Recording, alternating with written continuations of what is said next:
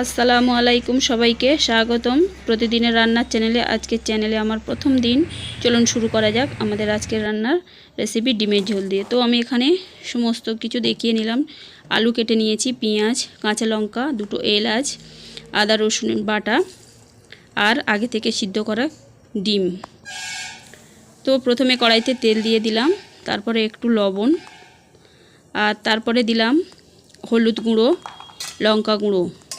তো এগুলো একটু সামান্য নাড়াচাড়া করে নেব। তারপরে আগে থেকে সিদ্ধ করা যে ডিম সেগুলো কিন্তু আমি দিয়ে দিচ্ছি তেলের উপরে। তো তারপরে আমি এগুলো একটু লাল লাল করে ভেজে নেব। তো ডিমের গায়ে একটু করে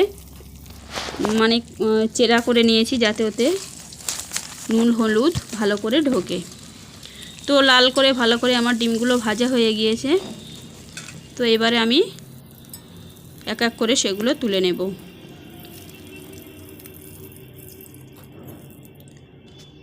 তারপরে সেই অল্প তেলে কিন্তু আমি যে কেটে রেখেছিলাম আলুগুলো সেগুলো দিয়ে দিচ্ছি, দিয়ে একটু হালকা ভাজা ভাজা করে নেব।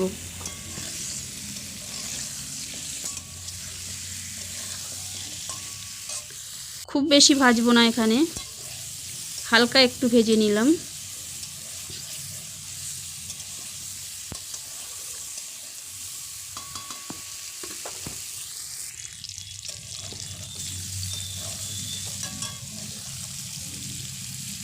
তো তারপরে এগুলো আমি তুলে নিচ্ছি। আলুগুলো তুলে নেওয়ার পর ওই কড়াতে আবার একটু সর্ষের তেল দিয়ে দিলাম। তো সর্ষের তেলটা হালকা গরম হয়ে আসলে আমি দিয়ে দেব দুটো এলাচ, আর তারপরে কিন্তু কাঁচা পেঁয়াজটা দিয়ে দেব। তো একটু নাড়াচাড়া করে নিলাম, আর এলাচগুলো কিন্তু ফাটানো আছে। তো তারপরে দিয়ে দিলাম কাঁচা পেঁয়াজ। তো এই পেঁয়াজগুলো একটু লাল লাল করে ভেজে নেব।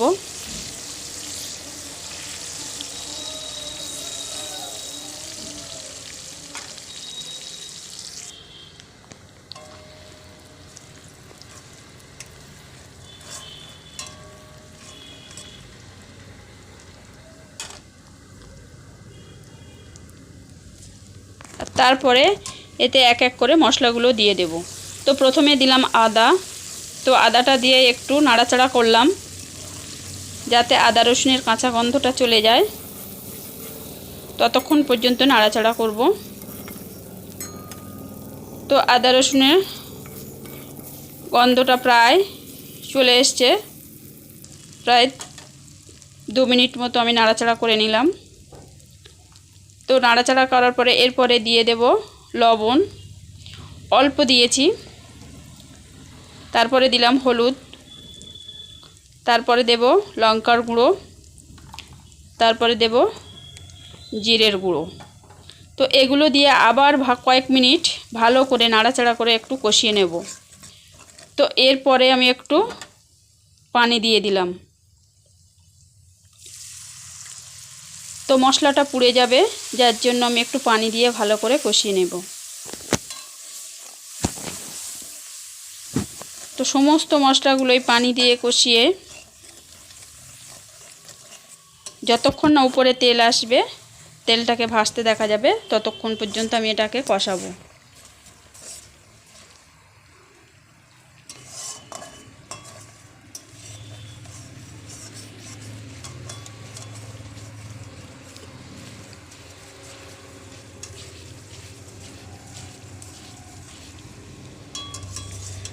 তো প্রায় আমার কষানো হয়ে গিয়েছে।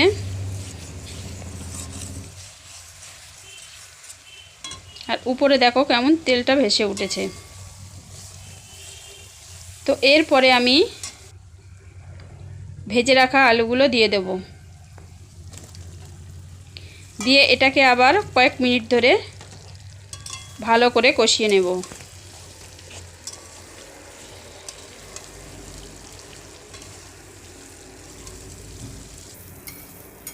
তো ভালো করে কষিয়ে নেওয়ার পরে দেখব যখন একটু আলুটা হালকা সিদ্ধ হয়ে এসছে,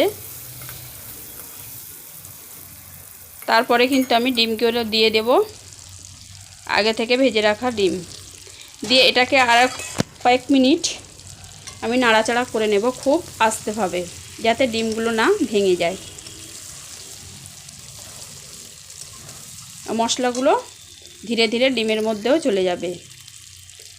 তো ভালো করে মানে আস্তে করে কষিয়ে নেওয়ার পরে আমি হালকা একটু পানি দিয়ে দিলাম। তো পানি দিয়ে এগুলো আবার কিছুক্ষণ আমি কষিয়ে নেব।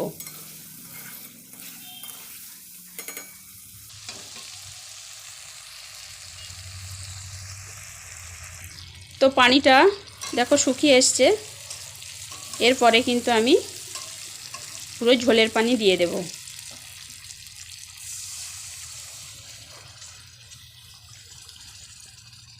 এই ঝোলটা ফুটে ওঠার আগে আমি কিন্তু কাঁচা চেরা লঙ্কা দিয়ে দেব দুটো।